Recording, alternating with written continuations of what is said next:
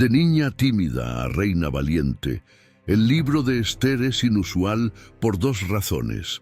Junto con Ruth, es uno de los únicos dos libros en la Biblia con el nombre de mujeres, y, junto con el Cantar de los Cantares, es uno de los únicos dos libros que nunca mencionan el nombre de Dios directamente. Debido a estos factores, muchas personas tienen dificultad en comprender su inclusión en la Biblia. Sin embargo, es una historia emocionante que nos lleva a cuestionar por qué está allí y qué lecciones podemos aprender de ella. Escrito durante el período del exilio judío, Esther es uno de los pocos libros bíblicos que se desarrolla completamente fuera de la tierra prometida. Junto con Ezequiel y Daniel, Esther fue escrito en esa época, aunque fue escrito mucho más tarde que los otros dos. Estos textos explican cómo se comportaban los judíos mientras vivían entre los no judíos, sirviendo como una referencia valiosa para los cristianos sobre cómo comportarse en comunidades no cristianas. Durante ese período, una coalición de medos y persas derrotó a Babilonia. Dios no obligó a los judíos a regresar a la tierra prometida. Cuando se nos presenta a Esther, ella es una niña huérfana bajo el cuidado de su primo mayor, Mardoqueo, que vivía en Susa. Es fácil ver en Esther 2:1-18 por qué muchos la consideran una mujer tímida y mansa, amada por todos. El libro comienza con un banquete lujoso en el palacio del rey Asuero, también conocido como Jerjes. Después de beber vino, el rey ordenó que su esposa, la reina Vasti, bailara frente a todos para exhibir su belleza. Ella se negó, lo que enfureció al rey. Tras consultar a sus sabios consejeros, el rey fue informado de que la acción de Vasti podría dar un mal ejemplo a las mujeres del reino. Se propuso que Vasti fuera removida de su posición como emperatriz mediante un decreto real, que fue rápidamente transformado en ley y divulgado por todo el imperio. Más tarde, cuando la ira del rey disminuyó, se acordó de Vasti y de lo que había hecho. Los asistentes personales del rey sugirieron buscar jóvenes vírgenes y bellas para el rey. Propusieron que se nombraran comisarios en todas las provincias del reino para traer a estas jóvenes a un harén en la ciudadela de Susa, donde quedarían bajo el cuidado de Hegai, el eunuco responsable de las mujeres. Las jóvenes recibirían tratamientos de belleza y la que más agradara al rey sustituiría a Vasti como reina. Al rey le pareció bien el consejo y lo siguió. En la ciudadela de Susa vivía un judío llamado Mardoqueo, de la tribu de Benjamín, hijo de Jair, nieto de Simei y bisnieto de Quis, que había sido exiliado de Jerusalén por Nabucodonosor, rey de Babilonia, junto con Joaquín, rey de Judá. Mardoqueo cuidaba de su prima Adasa, también conocida como Esther, a quien había adoptado tras la muerte de sus padres. Esther era muy hermosa y graciosa. Cuando se proclamó el decreto del rey, muchas jóvenes fueron llevadas a la ciudadela de Susa y entregadas a los cuidados de Hegai. Esther también fue llevada al palacio del rey y confiada a Hegai, quien pronto se agradó de ella y le dio un tratamiento especial de belleza y comida. Él designó a 7 sirvientas del palacio para que la cuidaran y la colocó en el mejor lugar del harén. Esther no reveló su nacionalidad, pues Mardoqueo le había prohibido hacerlo. Diariamente, Mardoqueo paseaba cerca del patio del harén para saber cómo estaba ella. Antes de que una joven se encontrara con el rey Jerjes, pasaba por 12 meses de tratamientos de belleza, 6 meses con aceite de mirra y 6 meses con perfumes y cosméticos. Cuando llegaba el turno de la joven, podía llevar consigo cualquier cosa del harén al palacio del rey. Por la noche iba al rey y por la mañana regresaba a otra parte del harén bajo el cuidado de Saasgas, el eunuco responsable de las concubinas. No volvería al rey a menos que él la llamara por su nombre. Cuando llegó el turno de Esther, ella no pidió nada más que lo que Hegai, el eunuco responsable, le sugirió. Esther conquistó el favor de todos los que la veían. Fue llevada ante el rey Jerjes en la residencia real en el 10º mes, el mes de Tebet, en el 7º año de su reinado. El rey se encantó más con Esther que con cualquier otra mujer, y ella ganó su favor y aprobación. Entonces le puso una corona real en la cabeza y la hizo reina en lugar de Vasti. El rey ofreció un gran banquete, el banquete de Esther, para todos sus nobles y oficiales. Proclamó un día festivo en todas las provincias y distribuyó regalos con generosidad real. Esther era dócil, seguía los consejos de quienes la guiaban y era muy hermosa. Sin embargo, más tarde se enfrentó a la terrible verdad sobre un hombre que odiaba a su pueblo hasta el punto de querer exterminarlo. Lamentablemente, él tenía el poder y las conexiones para cumplir esa promesa maligna.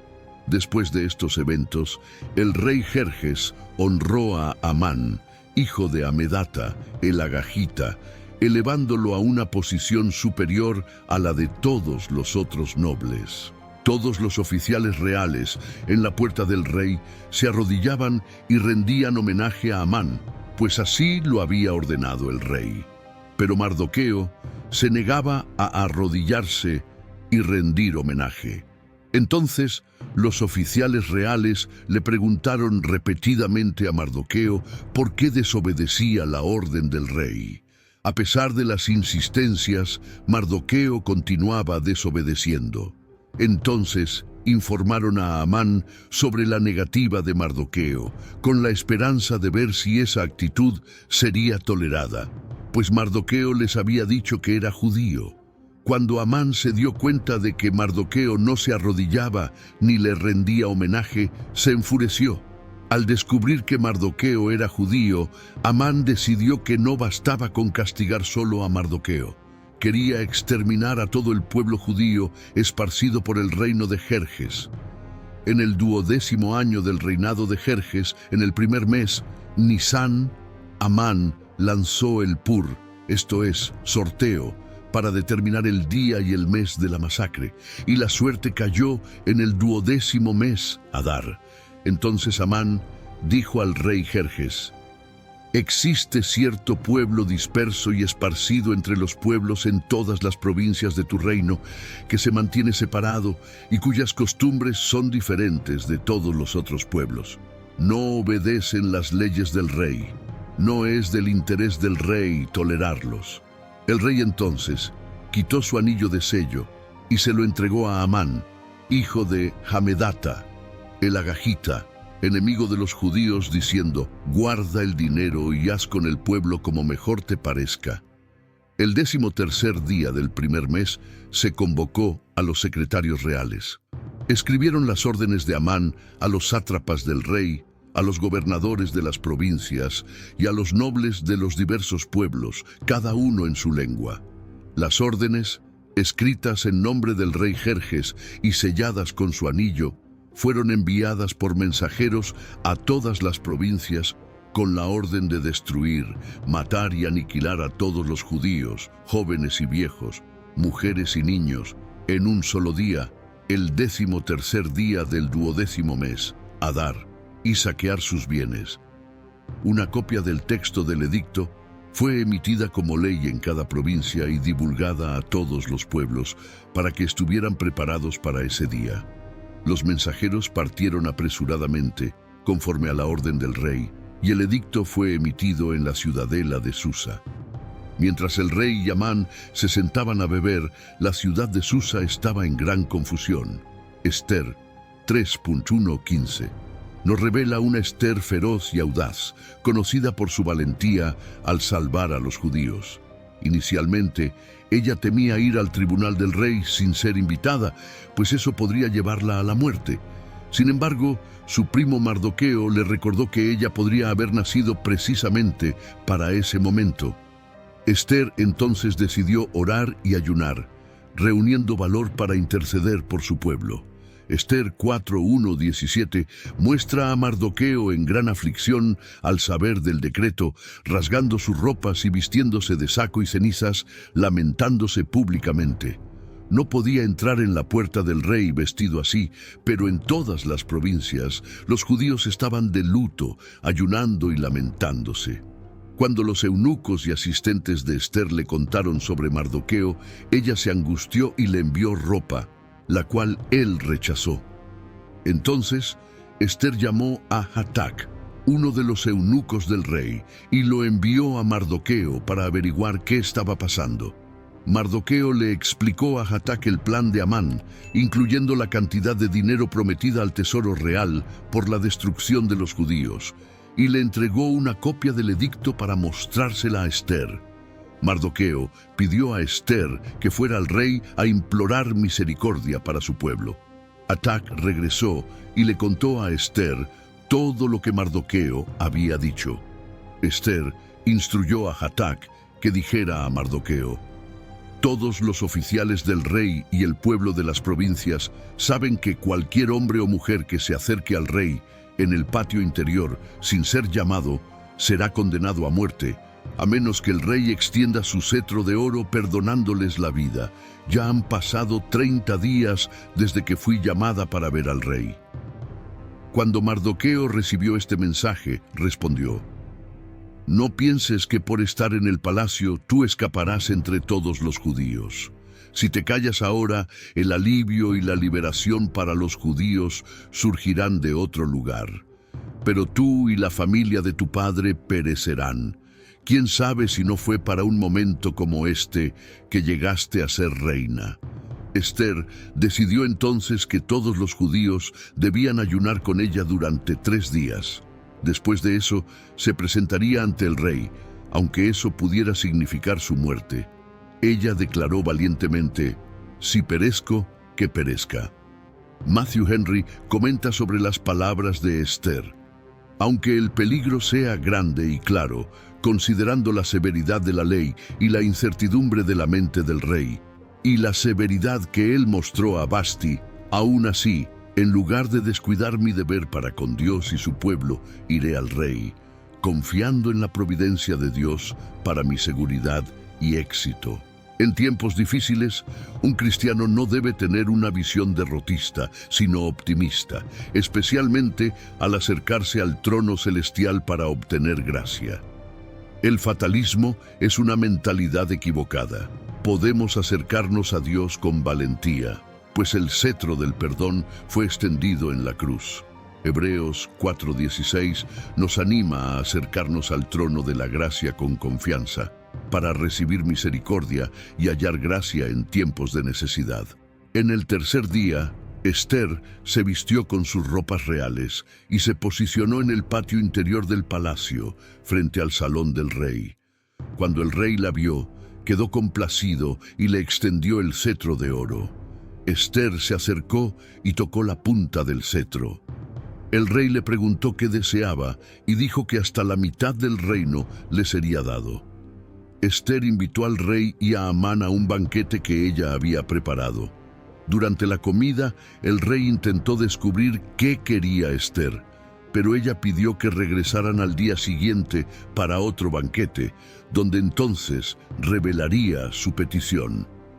Ester planeó cuidadosamente sus movimientos, posiblemente para ganar tiempo y restablecer su posición con el rey, crear suspense o tal vez elevar el ego de Amán para tomarlo desprevenido. Después del primer banquete, Amán dejó el palacio de buen humor, pero se enfureció al ver a Mardoqueo. Sin embargo, se controló y, al llegar a su casa, reunió a sus amigos y a su esposa Ceres, contándoles sus buenas fortunas. Ceres sugirió que construyera una horca de 22,5 metros y pidiera al rey permiso para colgar a Mardoqueo. A Amán le gustó la idea y mandó construir la horca. Dios aseguró que el rey Jerjes permaneciera despierto esa noche. Sufriendo de insomnio, el rey pidió que leyeran las crónicas de su reinado. Descubrió que Mardoqueo había impedido un intento de asesinato contra él, pero nunca había sido recompensado. Es fascinante considerar la interconexión de eventos en esta historia. Las tramas principal y secundaria, junto con las circunstancias entrelazadas, muestran cómo todo funciona en el gran plan de Dios.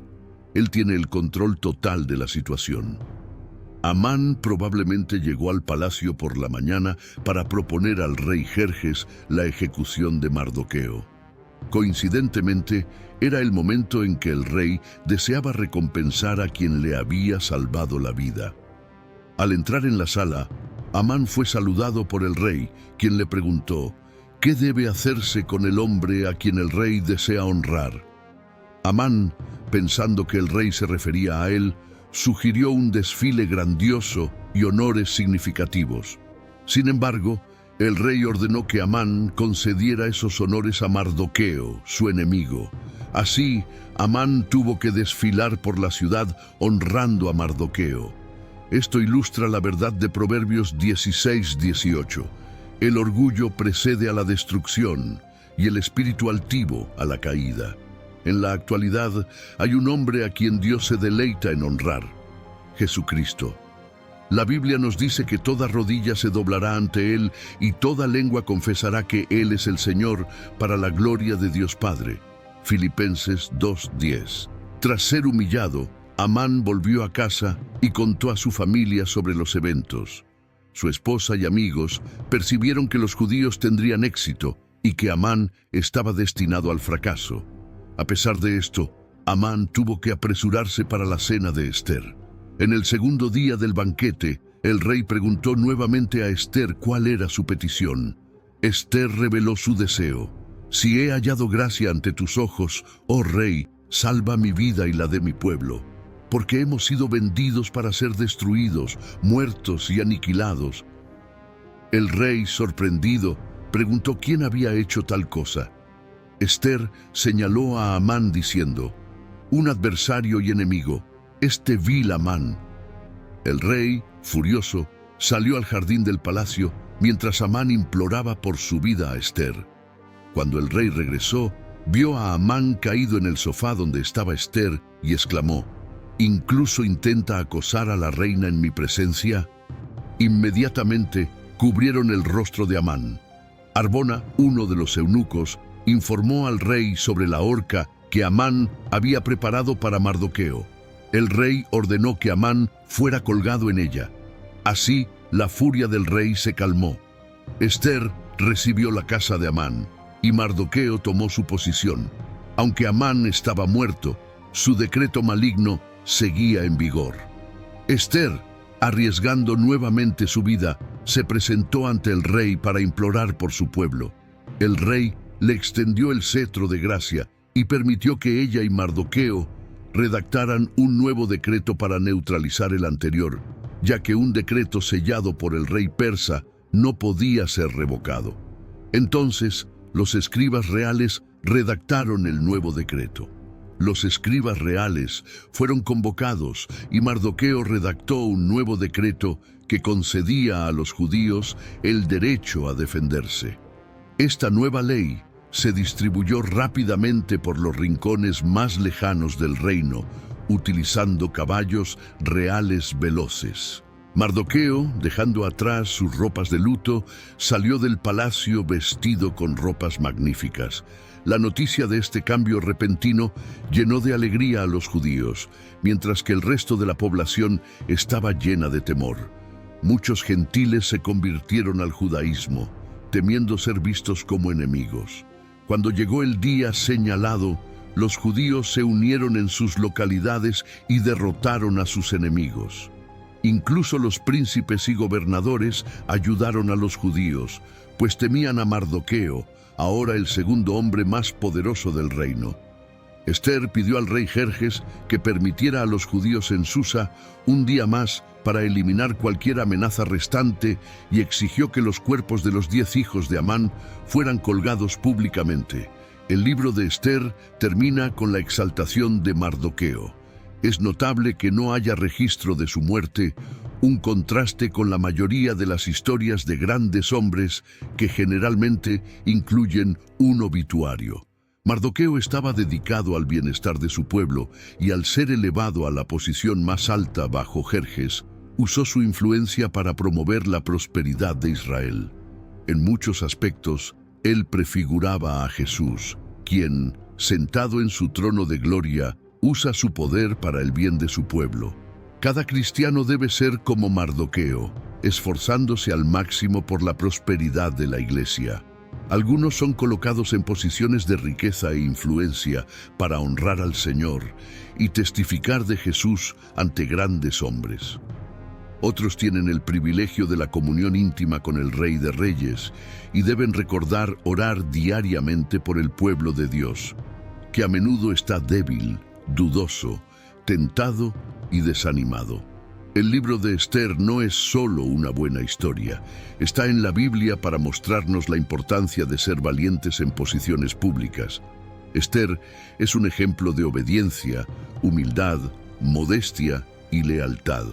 A través de esta historia vemos a Dios preservando al pueblo del cual nacería su hijo.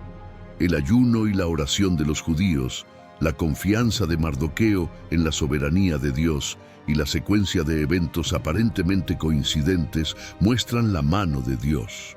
Aunque el nombre de Dios no se menciona en el libro de Esther, su influencia es evidente. Esther y Daniel vivieron durante el mismo período de exilio y ambos fueron colocados en posiciones de poder en una sociedad pagana sin comprometer sus principios. Promovieron el reino de Dios de maneras significativas. Esta historia nos anima a avanzar social y profesionalmente sin comprometer nuestras convicciones religiosas. Dios puede colocarnos en posiciones de influencia para el bien de su reino. Dios usa a individuos para hacer grandes cambios y cada uno de nosotros puede ser esa persona. Los cristianos estamos en exilio en este mundo, pues nuestra verdadera ciudadanía está en el cielo. Nuestro apego a este mundo disminuye mientras nos preparamos para nuestra morada eterna en el paraíso. Sin embargo, Dios puede usar a personas en reinos terrenales, siempre y cuando permanezcan fieles a sus ideales. Los cristianos son frecuentemente presionados a integrarse para evitar persecuciones, pero Dios trabaja a través de aquellos que no tienen miedo de destacarse. Una canción popular de escuela dominical llamada Atrévete a ser Daniel anima a los cristianos a mantenerse firmes, incluso cuando eso signifique estar solos. Al igual que Daniel y Esther, debemos estar dispuestos a sobresalir y permitir que Dios nos use para sus propósitos.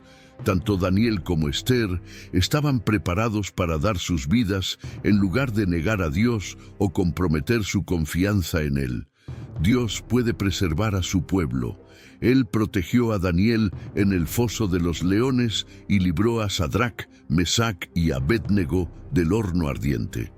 A través de Esther, Él también garantizó la seguridad de los judíos en Susa. Para eliminar al pueblo de Dios, sería necesario eliminar al propio Dios. Aquellos que Dios ha elegido para salvar están seguros. Incluso si perecemos por Él, viviremos para siempre.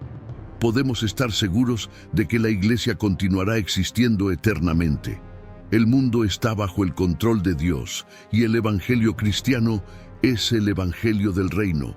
Tanto Daniel como Esther pusieron el reino de Dios en primer lugar. Al leer estos libros, vemos que Dios gobierna sobre todos los reinos humanos, exaltando y humillando a aquellos en posiciones de autoridad. Él es el Dios de Israel, y los reyes y reinas humanos solo reinan con su permiso.